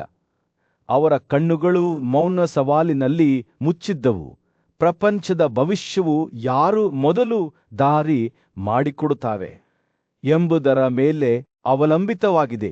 ಗಾಳಿಯು ಒತ್ತಡದಿಂದ ದಟ್ಟವಾಗಿತ್ತು. ಚಂಡಮಾರುತವು ಬೀಳುವ ಮೊದಲು ನಿಶ್ಚಲತೆಯಂತೆ. ಅಷ್ಟರಲ್ಲಿ ಆಕಾಶದ ಋಷಿ ನಾರದನು ದೃಶ್ಯದಲ್ಲಿ ಕಾಣಿಸಿಕೊಂಡನು. ಅವ ಉಪಸ್ಥಿತಿಯು ಮೋಡಗಳ ಮೂಲಕ ಚುಚ್ಚುವ ಸೂರ್ಯನ ಕಿರಣದಂತೆ ಅವನು ಇಬ್ಬರು ರಾಜರ ನಡುವಿನ ಬಿಕ್ಕಟ್ಟನ್ನು ನೋಡಿದನು ಮತ್ತು ಶರಣಾಗಲು ಅವರ ಮೊಂಡುತನದ ನಿರಾಕರಣೆಯನ್ನು ವಿವರಿಸಲು ಕೇಳಿಕೊಂಡನು. ರಾಜರು ಇಬ್ಬರು ತಾವು ಎಲ್ಲಾ ವಿಷಯಗಳಲ್ಲೂ ಸಮಾನರು ಎಂದು ಮನವರಿಕೆ ಮಾಡಿಕೊಂಡರು. ನಾರದನ ಹಸ್ತಕ್ಷೇಪದ ವಿರುದ್ಧ ಪ್ರತಿಭಟಿಸಿದರು. ನಾರದನು ಸೌಮ್ಯವಾದ ನಗುವಿನೊಂದಿಗೆ 100 ಪವಿತ್ರ ಶ್ಲೋಕಗಳನ್ನು ಪಠಿಸಲು ಪ್ರಾರಂಭಿಸಿದನು. ಅವರ ಮಾತುಗಳು ಜೇನುಗೂಡಿನ ಜೇನುತುಪ್ಪದಂತೆ ಜ್ಞಾನದಿಂದ ತೊಟ್ಟಿಕ್ಕಿದ್ದವು. ದುಷ್ಟನು ವಿನಮ್ರರೊಂದಿಗೂ ದುಷ್ಟತನದಿಂದ ವರ್ತಿಸುತ್ತಾನೆ ಎಂದು ಘೋಷಿಸಿದನು. ಆದರೆ ಪ್ರಾಮಾಣಿಕನು ಪ್ರಾಮಾಣಿಕತೆಯಿಂದ ಅಪ್ರಾಮಾಣಿಕರಿಗೂ ಸಹ ಪ್ರಾಮಾಣಿಕತೆಯಿಂದ ವರ್ತಿಸುತ್ತಾನೆ. ರಾಜರು ಶ್ರದ್ಧೆಯಿಂದ ಆಲಿಸಿದರು. ಅವರ ಮುಖಗಳು ತಿಳುವಳಿಕೆಯಿಂದ ಹೊಳೆಯುತ್ತಿದ್ದ ಮಾತುಗಳು ಬ್ರಹ್ಮಾಂಡದ ರಹಸ್ಯಗಳನ್ನು ತೆರೆದುಕೊಳ್ಳುವ ತಾಳಿನಲ್ಲಿ ಪ್ರಮುಖ ತಿರುವು ನೀಡುವಂತಹವುಗಳಾಗಿದ್ದವು. ಅವು ನಿಜವಾದ ಶ್ರೇಷ್ಠತೆಯು ದೈಹಿಕ ಶಕ್ತಿ ಅಥವಾ ಭೌತಿಕ ಸಂಪತ್ತಿನಲ್ಲಿ ಅಲ್ಲ, ಆದರೆ ಪಾತ್ರ ಮತ್ತು ಸದ್ಗುಣಗಳಲ್ಲಿ ಅಡಗಿದೆ ಎಂದು ಬಹಿರಂಗಪಡಿಸಿದವು. ನಾರದನು ಮಾತನಾಡುವುದನ್ನು ಮುಂದುವರೆಸಿದನು. ಅವನ ಧ್ವನಿಯು ಪ್ರಾಚೀನ ಬುದ್ಧಿವಂತಿಕೆಯ ಭಾವಚಿತ್ರವನ್ನು ನೇಯ್ಗೆ ಮಾಡಿತು. ಒಬ್ಬರು ದಾನದಿಂದ ಅರ್ಥವನ್ನು, ಸತ್ಯದಿಂದ ಅಸತ್ಯವನ್ನು, ಕ್ಷಮೆಯಿಂದ ದುಷ್ಟಕೃತ್ಯಗಳನ್ನು ಮಾಡುವ ವ್ಯಕ್ತಿಯನ್ನು ಮತ್ತು ಪ್ರಾಮಾಣಿಕತೆಯಿಂದ ಅಪ್ರಾಮಾಣಿಕತೆಯನ್ನು ಜಯಿಸಬೇಕು. ನಾರದನು ಮಾತನಾಡುವುದನ್ನು ಮುಗಿಸಿದಾಗ ಇಬ್ಬರು ರಾಜರು ಹೊಸ ತಿಳುವಳಿಕೆಯಿಂದ ಒಬ್ಬರನ್ನೊಬ್ಬರು ನೋಡಿದರು. ಅವರು ಎಲ್ಲಾ ವಿಷಯಗಳಲ್ಲೂ ಸಮಾನರಲ್ಲ, ಬದಲಿಗೆ ಶಿವಿಯ ಒಳ್ಳೆಯತನವು ಸುಹೋತ್ರಕ್ಕಿಂತ ದೊಡ್ಡದಾಗಿದೆ ಎಂದು ಅವರು ಕಂಡರು. ವಿನಮ್ರತೆ ಮತ್ತು ಕೃತಜ್ಞತೆಯಿಂದ ರಾಜವ ಸುಹೋತ್ರನು ಶಿವಿಯ ರಥದ ಸುತ್ತಲೂ ನಡೆದು ಅವನ ಹಲವಾರು ಸಾಧನೆಗಳು ಮತ್ತು ಸದ್ಗುಣಗಳನ್ನು ಸಾಧಿಸಿದನು. ನಂತರ ಅವನು ರಾಜನಿಗೆ ದಾರಿ ಮಾಡಿಕೊಟ್ಟನು, ತನ್ನ ಪ್ರಯಾಣವನ್ನು ಮುಂದುವರಿಸಲು ಅವಕಾಶ ಮಾಡಿಕೊಟ್ಟನು. ಇಬ್ಬರು ರಾಜರು ಬೇರ್ಪಟ್ಟಾಗ ಅವರ ಮಾತುಗಳು ಅವರ ನಡುವೆ ಆಳವಾದ ತಿಳುವಳಿಕೆಯನ್ನು ತಂದಿವೆ ಎಂದು ತಿಳಿದ ನಾರದನು ತೃಪ್ತಿಯಿಂದ ನಕ್ಕನು. ಆದ್ದರಿಂದ ಮಾರ್ಕಂಡೇಯನು ರಾಜಕ್ಷತ್ರಿಯರ ಶ್ರೇಷ್ಠತೆಯ ಬಗ್ಗೆ ಮಾತನಾಡುವುದನ್ನು ಮುಂದುವರೆಸಿದನು. ಪಾಂಡವರ ಪುತ್ರರಿಗೆ ಗೌರವ, ಸಮಗ್ರತೆ ಮತ್ತು ಸಹಾನುಭೂತಿಯನ್ನು ಹೊಂದಿರುವವರಲ್ಲಿ ವಾಸಿಸುವ ಆಶೀರ್ವಾದವನ್ನು ಹೇಳಿದನು. ನಹುಷನ ಮಗನಾದ ಯಯಾತಿಯ ರಾಜ್ಯದಲ್ಲಿ ಚಟುವಟಿಕೆಯ ಶಬ್ದದಿಂದ ಗಾಳಿ ಜೀವಂತವಾಗಿತ್ತು. ನಾಗರಿಕರು ತಮ್ಮ ದೈನಂದಿನ ವ್ಯವಹಾರದ ಬಗ್ಗೆ ಪರದಾಡುತ್ತಿದ್ದಾಗ ಸೂರ್ಯನು ಗಲಭೆಯ ಬೀದಿಗಳಲ್ಲಿ ಬೀಸಿದನು. ರಾಜ ಯಯಾತಿಯು ತನ್ನ ಸಿಂಹಾಸನದ ಮೇಲೆ ಕುಳಿತನು. ಅವನು ರಕ್ಷಿಸಲು ಮತ್ತು ಸೇವೆ ಮಾಡಲು ಪ್ರತಿಜ್ಞೆ ಮಾಡಿದ ಜನರಿಂದ ಸುತ್ತುವರಿದ ಭವ್ಯ ವ್ಯಕ್ತಿ. ಅವನು ತನ್ನ ಪ್ರಜೆಗಳ ಆರಾಧನೆಯನ್ನು ಆನಂದಿಸುತ್ತಿದ್ದಂತೆ ಒಂದು ಬ್ರಾಹ್ಮಣನು ಶಾಂತವಾದ ದೃಢನಿಶ್ಚಯದ ವಾತಾವರಣದೊಂದಿಗೆ ಅವನ ಬಳಿಗೆ ಬಂದನು. ರಾಜನ ನೋಟವು ಪವಿತ್ರ ಮನುಷ್ಯನ ನೋಟವನ್ನು ಭೇಟಿಯಾಯಿತು ಮತ್ತು ಅವನು ಬ್ರಾಹ್ಮಣನ ಮಾತುಗಳ ಭಾರವನ್ನು ಅರಿತುಕೊಂಡನು.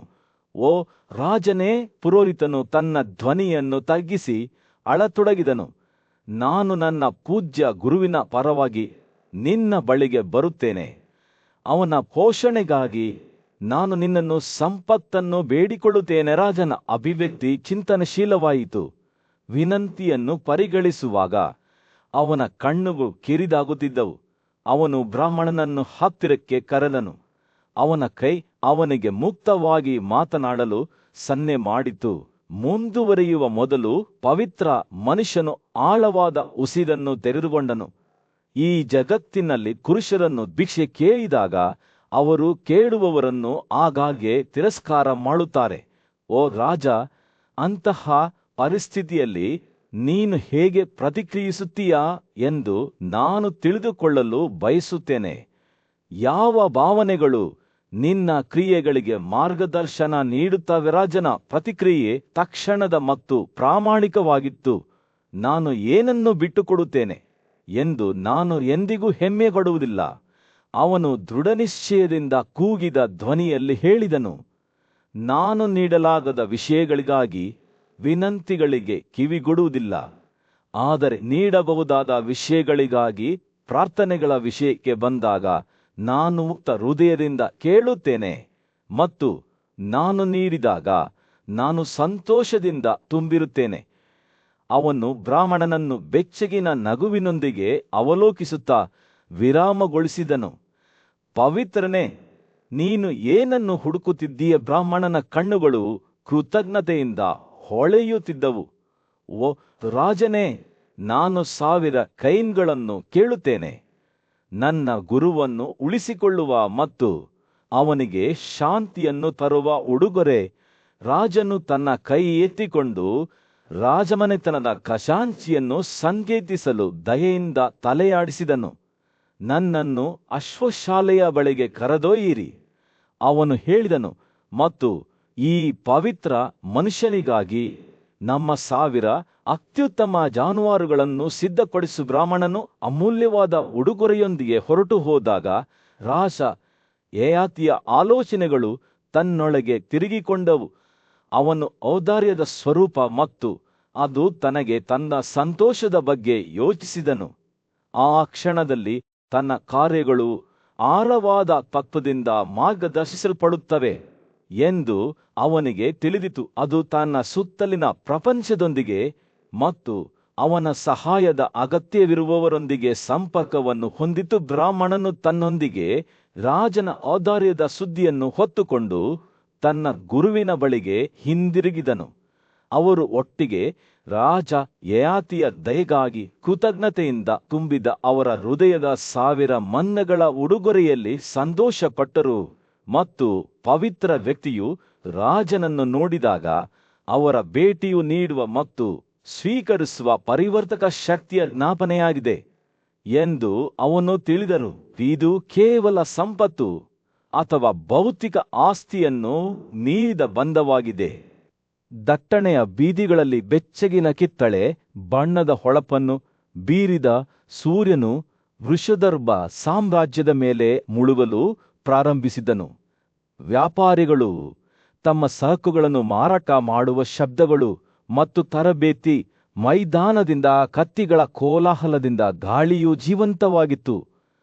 ಈ ರೋಮಾಂಚಕ ದೃಶ್ಯದ ನಡುವೆಯೇ ವೈಶಂಪಾಯನನ ಮಗ ರಾಜಕುಮಾರನು ಪೂಜ್ಯ ಋಷಿ ಮಾರ್ಕಂಡೇಯನ ಬಳಿಗೆ ಹೋದನು. ಬಹಳ ಕುತೂಹಲದಿಂದ ಅವರು ತಮ್ಮ ನಡುವೆ ನಡೆದಾಡಿದ ರಾಜ ಕ್ಷತ್ರಿಯರ ಕಥೆಗಳನ್ನು ವಿವರಿಸಲು ಮಾರ್ಕಂಡೇಯನನ್ನು ಕೇಳಿದರು. ಮಾರ್ಕಂಡೇಯನು ಶತಮಾನಗಳಷ್ಟು ಹಳೆಯದಾದ ಕಥೆಗಳ ಭಾರದಿಂದ ತನ್ನ ಕಣ್ಣುಗಳನ್ನು ಮಿಲಿದಿಸುತ್ತಾ ಮುಗುಳ್ನಕ್ಕನು. ಓ ನನಗಿವ ಸ್ನೇಹಿತ, ಅವನು ಪ್ರಾರಂಭಿಸಿದನು. ವೃಷದರ್ಭ ಮತ್ತು ಸೇದುಕ ಎಂಬ 2 ರಾಜರಿದ್ದರು. ಇಬ್ಬರು ನೈತಿಕತೆ ಮತ್ತು ಯುದ್ಧದ ಮೇಲೆ ತಮ್ಮ ಪಾಂಡಿತ್ಯಕ್ಕೆ ಹೆಸರುವಾಸಿಯಾಗಿದ್ದರು. ಮಾರ್ಕಂಡೇಯನು ಮಾತನಾಡುತ್ತಿದ್ದಂತೆಯೇ ರಾಜಕುಮಾರನ ಮುಖದಲ್ಲಿ ಭಯದ ಭಾವವು ನೆಲೆಸಿತ್ತು. ಈ ದಂತಕಥೆಯ ಆಡಳಿತಗಾರರ ಬಗ್ಗೆ ಇನ್ನಷ್ಟು ತಿಳಿದುಕೊಳ್ಳಲು ಉತ್ಸುಕನಾಗಿ ಅವನು ಅದರತ್ತ ವಾಲಿದನು. ಮಾರ್ಕಂಡೇಯನು ಮುಂದುವರಿಸಿದನು. ವೃಷದರ್ಭನು ತನ್ನ ಯೌವನದಿಂದಲೇ ಬ್ರಾಹ್ಮಣರಿಗೆ ಚಿನ್ನ ಮತ್ತು ಬೆಳ್ಳಿಯನ್ನು ಮಾತ್ರ ಉಡುಗೊರೆಯಾಗಿ ನೀಡುವುದಾಗಿ ಪ್ರತಿಜ್ಞೆ ಮಾಡಿದ್ದನೆಂದು ಸೇದುಕನಿಗೆ ಚೆನ್ನಾಗಿ ತಿಳಿದಿತ್ತು.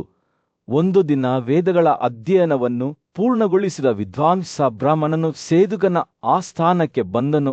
ಆಳವಾದ ಬಿಲ್ಲನ್ನು ಹೊಂದಿದ್ದ ಬ್ರಾಹ್ಮಣನು 1000 ಕುದುರೆಗಳ ರೂಪದಲ್ಲಿ ಸಂಪತ್ತುಗಾಗಿ ಸೇದುಕನನ್ನು ಬೇಡಿಕೊಂಡನು. ಆದರೆ ಸೇದುಕನು ಸಹಾನುಭೂತಿಯುಳ್ಳವನಾಗಿದ್ದರೂ ಈ ಕೋರಿಕೆಯನ್ನು ಸ್ವತಃ ಪೂರೈಸಲು ಸಾಧ್ಯವಾಗಲಿಲ್ಲ. ತನ್ನ ರಾಜನು ಸದ್ಗುಣದ ಪ್ರತಿರೂಪನಾಗಿದ್ದಾನೆ ಮತ್ತು ಬಯಸಿದ ಉಡುಗೊರೆಯನ್ನು ಖಂಡಿತವಾಗಿ ನೀಡುತ್ತಾನೆ ಎಂದು ವಿವರಿಸುತ್ತಾ ವೃಷದರ್ಭನನ್ನು ಹುಡುಕಲು ಅವನು ಬ್ರಾಹ್ಮಣನಿಗೆ ನಿರ್ದೇಶನ ನೀಡಿದನು. ಬ್ರಾಹ್ಮಣನು ಭರವಸೆ ಮತ್ತು ಆತಂಕದ ಮಿಶ್ರಣದೊಂದಿಗೆ ವೃಷದರ್ಭನ ಆಸ್ಥಾನಕ್ಕೆ ತೆರಳಿದನು. ರಾಜಮನೆತನದ ಅರಮನೆಗೆ ಬಂದ ನಂತರ ಬ್ರಾಹ್ಮಣನು ರಾಜನನ್ನು ಭೇಟಿಯಾಗಲು ವಿನಂತಿಸಿದನು. ತನ್ನ ಪ್ರತಿಜ್ಞೆಗೆ ಅಸಲವಾದ ಬದ್ಧತೆಗೆ ಹೆಸರುವಾಸಿಯಾದ ವೃಷದರ್ಭನು ಆರಂಭದಲ್ಲಿ ವಿನಂತಿಯನ್ನು ನಿರಾಕರಿಸಿದನು. ಈ ಪ್ರಕ್ರಿಯೆಯಲ್ಲಿ ಬ್ರಾಹ್ಮಣನಿಗೆ ಚಾವಟಿಯನ್ನು ಹೊಡೆದನು. ಈ ಹಠಾತ್ ಆಕ್ರಮಣದಿಂದ ದಿಗ್ಭ್ರಮೆಗೊಂಡ ಬ್ರಾಹ್ಮಣನು, ನೀನು ನನ್ನ ಮೇಲೆ ಏಕೆ ದಾಳಿ ಮಾಡುತ್ತಿದ್ದೀಯಾ? ನಾನು ನಿರಪರಾಧಿಯಾಗಿದ್ದೇನೆ ಎಂದು ಪ್ರತಿಭಟಿಸಿದನು. ವೃಷದರ್ಭನ ಮಾತುಗಳು ಸಮತೋಲನದಲ್ಲಿ ತೂಗಾಡುತ್ತಿದ್ದಂತೆ ಗಾಳಿಯು ಉದ್ವಿಗ್ನತೆಯಿಂದ ಭಾರವಾಗಿತ್ತು. ಅವನ ಕ್ರಿಯೆಗಳ ಗಂಭೀರತೆಯನ್ನು ಅರಿತ ರಾಜನು, ಓ ಬ್ರಾಹ್ಮಣನೇ, ನೀನು ಕೇಳುವುದನ್ನು ನಿನಗೆ ನೀಡದವನನ್ನು ಶಪಿಸುತ್ತೀಯಾ? ಅಥವಾ ಈ ನಡವಳಿಕೆಯು ಬ್ರಾಹ್ಮಣನಿಗೆ ಸೂಕ್ತವೇ ಎಂದು ನಿಧಾನವಾಗಿ ಹೇಳಿದನು. ರಾಜನ ಆತ್ಮಾವಲೋಕನದಿಂದ ದಿಗ್ಭ್ರಮೆಗೊಂಡ ಬ್ರಾಹ್ಮಣನು, ಓ ರಾಜರ ರಾಜನೇ, ನನ್ನನ್ನು ಸಂದುಕನು ನಿನ್ನ ಬಳಿಗೆ ಕರೆಸಿದ್ದನು. ನಾನು ಅವನ ಕೋರಿಕೆಯನ್ನು ಹೊತ್ತುಕೊಂಡು ಬಂದಿದ್ದೇನೆ ಎಂದು ಉತ್ತರಿಸಿದನು. ವೃಷದರ್ಭನ ಅಭಿವ್ಯಕ್ತಿ ಕರುಣಾಜನಕವಾಯಿತು ಮತ್ತು ಅವನು ಪರಿಹಾರವನ್ನು ನೀಡಿದನು. ಬೆಳಗಿನ ವಿರಾಮದ ಮೊದಲು ನನಗೆ ಬರುವ ಯಾವುದೇ ಗೌರವವನ್ನು ನಾನು ನಿನಗೆ ನೀಡುತ್ತೇನೆ. ನನ್ನಿಂದ ಕೊರೆಯಲ್ಪಟ್ಟ ಒಬ್ಬ ಖಾಲಿ ಕೈಯ ವ್ಯಕ್ತಿಯನ್ನು ನಾನು ಹೇಗೆ ಕಳುಹಿಸಬಲ್ಲೆ? ರಾಜಕುಮಾರನು ಮಾರ್ಕಂಡೇಯನ ಕಥೆಯನ್ನು ಕೇಳುತ್ತಿದ್ದಂತೆ ಅವನ ಕಣ್ಣುಗಳು ಆಶ್ಚರ್ಯದಿಂದ ವಿಶಾಲವಾದರು. ಅಂತಹ ರಾಜನ ಬಗ್ಗೆ ಅವನು ಎಂದಿಗೂ ಕೇಳಿರಲಿಲ್ಲ. ಆದ್ಯತೆ ನೀಡುವವನು.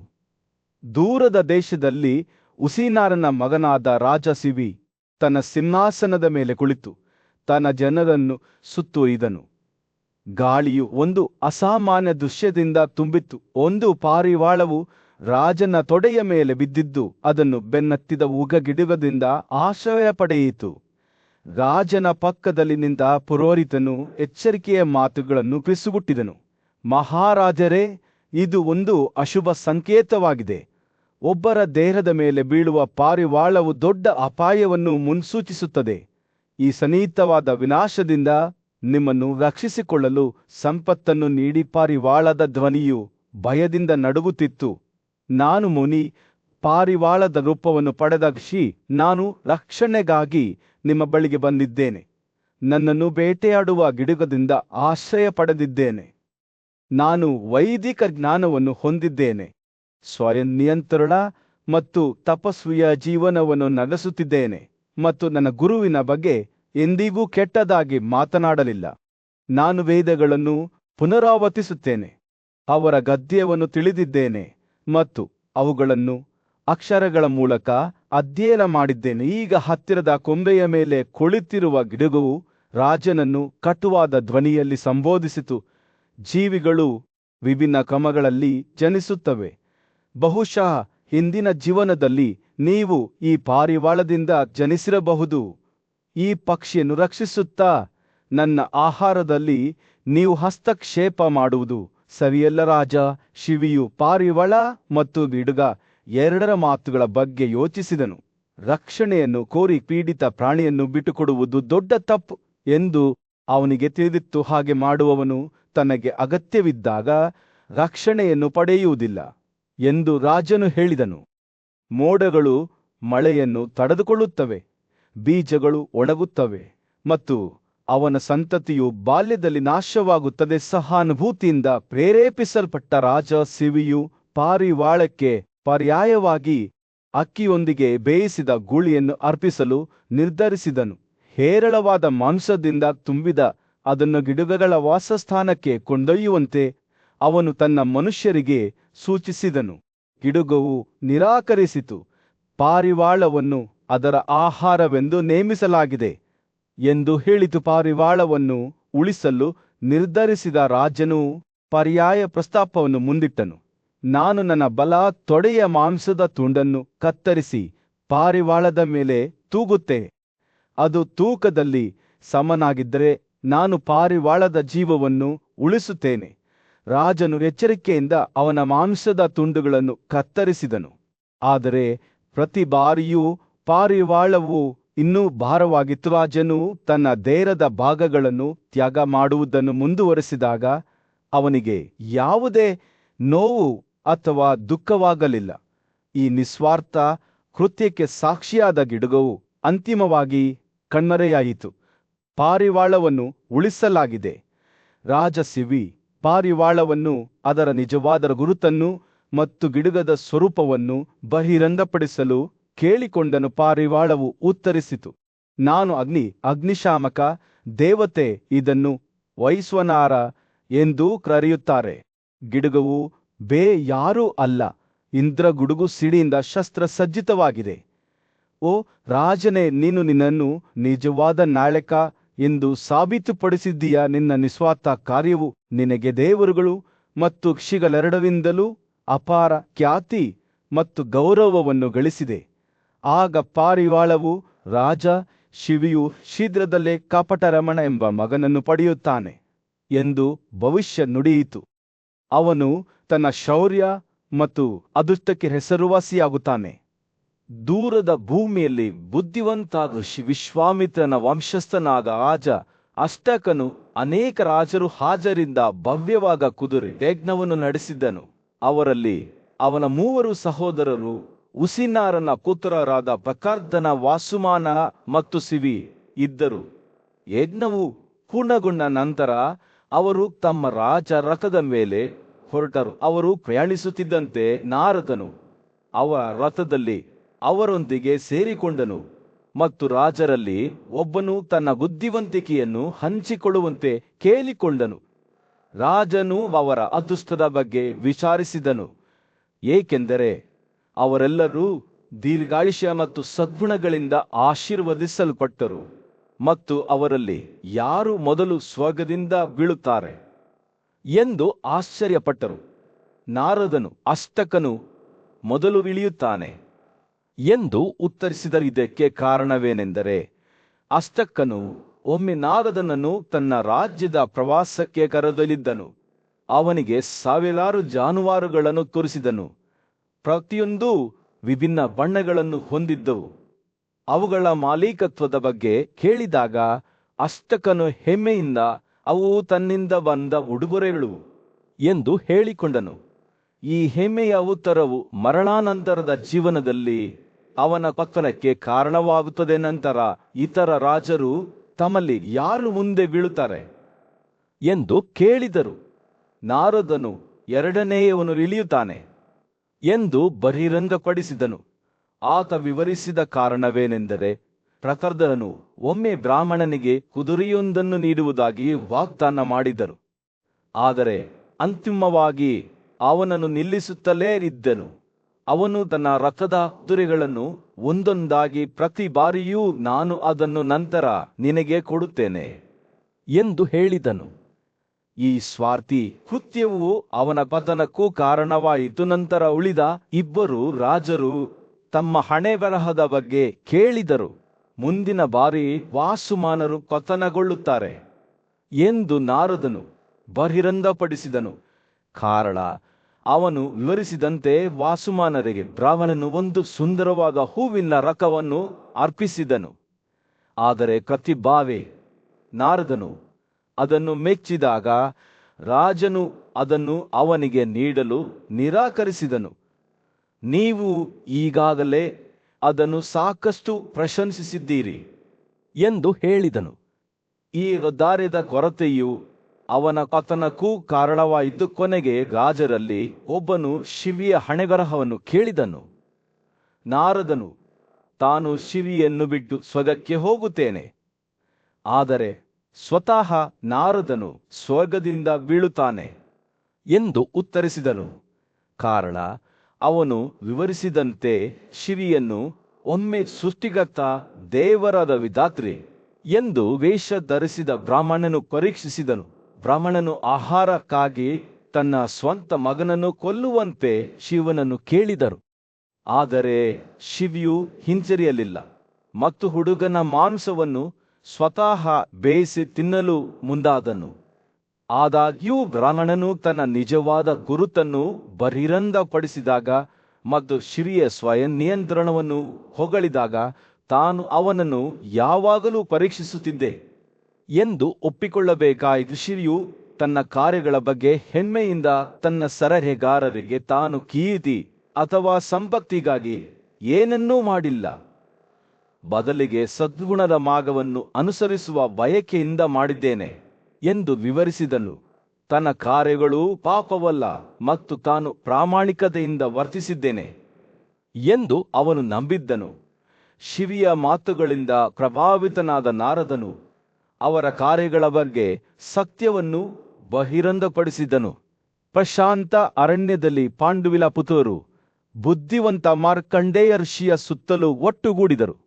ಅವರು ಕುತೂಹಲದಿಂದ ಕೇಳಿದರು, ಮಾರ್ಕಂಡೇಯ ನಿಮಗಿಂತ ಹೆಚ್ಚು ಕಾಲ ಬದುಕಿದ್ದ ಯಾರಾದರೂ ಇದ್ದಾರೆಯೇ? ಮಾರ್ಕಂಡೇಯನು ಒಂದು ಕ್ಷಣ ಯೋಚಿಸಿ, ನಿಜ, ಇಂದ್ರದ್ಯುಮ್ನೆಂಬ ರಾಜ ಋಷಿಯು ಸ್ವರ್ಗದಿಂದ ಬಿದ್ದು ನನ್ನ ಸಾಧನೆಗಳು ಕಳೆದು ಹೋಗಿವೆ ಎಂದು ಅಳುತ್ತಿದ್ದನು. ಆತ ನನ್ನ ಬಳಿಗೆ ಬಂದು ಮನ್ನಣೆ ಕೋರಿದ್ದನು. ಅವರು ಅಲೆದಾಡುವವರಾಗಿದ್ದು ಪ್ರತಿ ಹಳ್ಳಿಯಲ್ಲಿ ಅಥವಾ ಪಟ್ಟಣದಲ್ಲಿ ಕೇವಲ ಒಂದು ರಾತ್ರಿ ಮಾತ್ರ ವಾಸಿಸುತ್ತಿದ್ದ ಕಾರಣ ರಾಜನ ಅನ್ವೇಷಣೆಗಳು ತನಗೆ ತಿಳಿದಿಲ್ಲ ಎಂದು ಮಾರ್ಕಂಡೇಯನು ವಿವರಿಸಿದನು. ಅವರ ತಪಸ್ವಿ ಜೀವನ ಶೈಲಿಯು ಅವರನ್ನು ದುರ್ಬಲಗೊಳಿಸಿತು ಮತ್ತು ಪ್ರಾಪಂಚಿಕ ಚಟುವಟಿಕೆಗಳಲ್ಲಿ ತೊಡಗಿಸಿಕೊಳ್ಳಲು ಸಾಧ್ಯವಾಗಲಿಲ್ಲ. ಇಂದ್ರದ್ಯುಮ್ನನು ಮಾರ್ಕಂಡೇಯನನ್ನು ತನಗಿಂತ ಹೆಚ್ಚು ಕಾಲ ಬದುಕಿದ್ದ ಯಾರಾದರೂ ಇದ್ದಾರೆಯೇ ಎಂದು ಕೇಳಿದನು.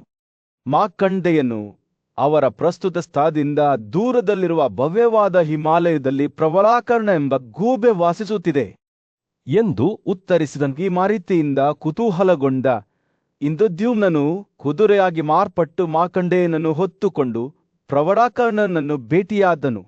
ರಾಜನು ಗೂಬೆಯನ್ನು, ನಿನಗೆ ನನ್ನ ಪರಿಚಯವಿದೆಯೇ ಎಂದು ಕೇಳಿದನು. ಆದರೆ ಗೂಬೆ ಒಂದು ಕ್ಷಣ ಯೋಚಿಸಿ, ನನಗೆ ನಿನ್ನ ಪರಿಚಯವಿಲ್ಲ ಎಂದು ಉತ್ತರಿಸಿತು. ವಿಚಲಿತರಾಗದೆ ಇಂದ್ರದ್ಯುಮ್ನನು, ಪ್ರವರಾಕರ್ಣನಿಗಿಂತ ಹಿರಿಯನಾದ ಯಾರಾದರೂ ಇದ್ದಾರೆಯೇ ಎಂದು ಕೇಳಿದ್ದನು.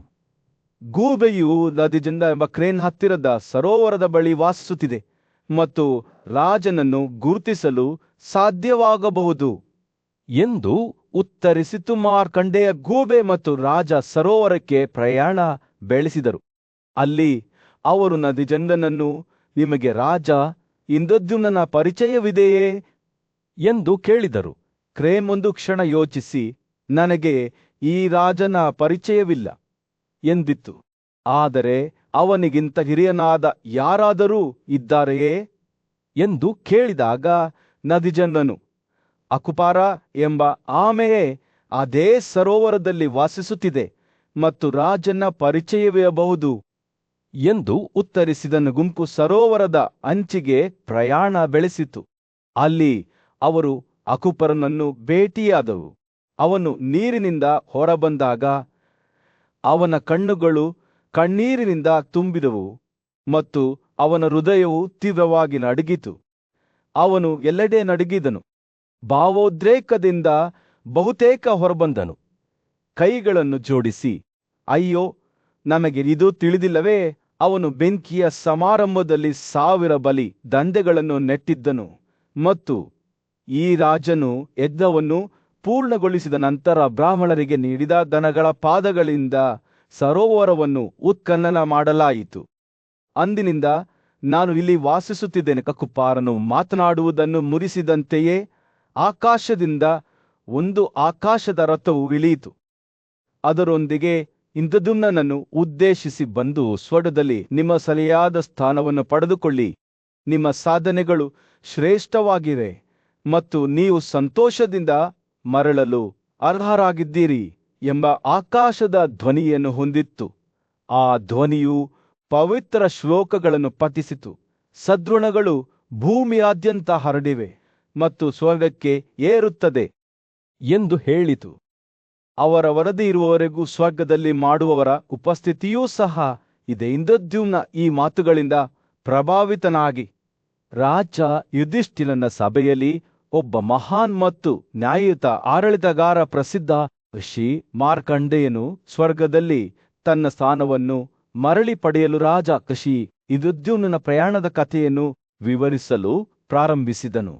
ಈ ಪ್ರಾಚೀನ ಬುದ್ಧಿವಂತಿಕೆಯನ್ನ ಕಲಿಯಲು ಉತ್ಸುಕನಾಗಿದ್ದ ರಾಜನು ದಾನದ ಮೂಲಕ ಇಂದ್ರನ ಸಾಮ್ರಾಜ್ಯಕ್ಕೆ ಪ್ರವೇಶ ಪಡೆಯುವ ರಹಸ್ಯವನ್ನು ಬಹಿರಂಗಪಡಿಸುವಂತೆ ಮಾರ್ಕಂಡೇಯನನ್ನು ಕೇಳಿದನು. 4 ರೀತಿಯ ವ್ಯರ್ಥ ಜೀವನಗಳೇ ಎಂದು ಮಾರ್ಕಂಡೇಯನು ವಿವರಿಸಿದನು.